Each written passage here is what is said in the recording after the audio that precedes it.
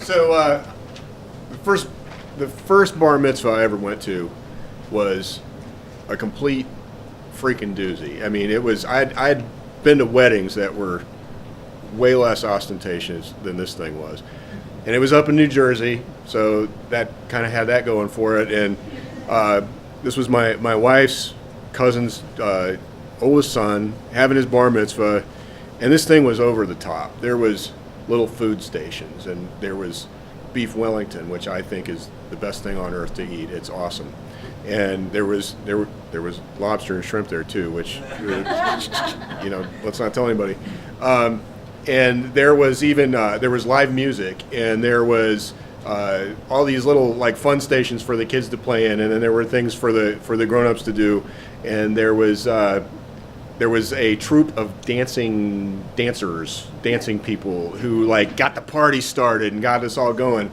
And this was a lot for my little Midwestern Calvinist mind to take in. I mean, to take in, because I was brought up in the Midwest, and the main theme of all child rearing in the Midwest is you must give your children character, and you must figure out inventive new ways to create deprivation and character building experiences. So I'm looking at this and I'm thinking, wow, this is so indulgent and it's so crazy, and I can't believe that I'm seeing it.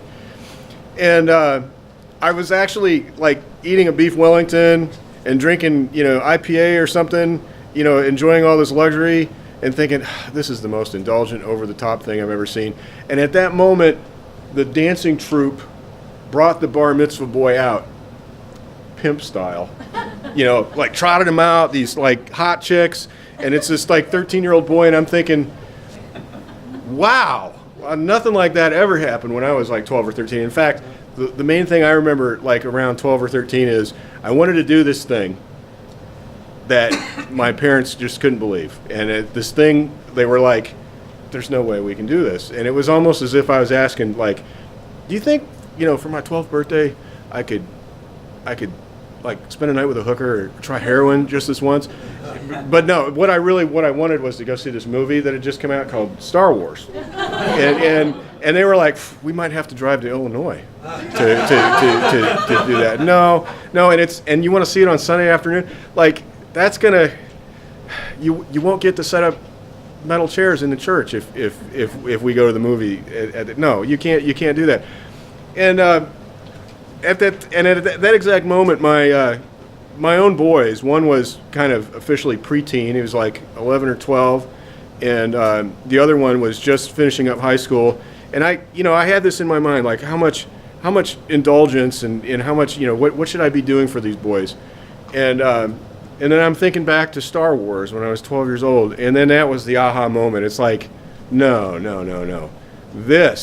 I like this better. This is going to be better, and saying yes instead of no, and welcoming a young person, and the whole thing that's going on in a bar mitzvah where you're welcoming this newly minted adult into the adult world, and here's your responsibilities, and it's going to be incredible. It's a great responsibility you're going to have, and now we're going to celebrate with crazy dancing girls and brisket carving stations and all kinds of other cool stuff. And I thought, that's what I need for my boys. And I didn't convert to Judaism or anything like that, but any time those guys wanted or needed something, they wanted to take a exchange trip, they needed a car, I knew what I needed to do. I just thought back to that bar mitzvah and said, the answer is going to be yes. And I'm going to launch you, and I'm going to welcome you into this world. And that's my story.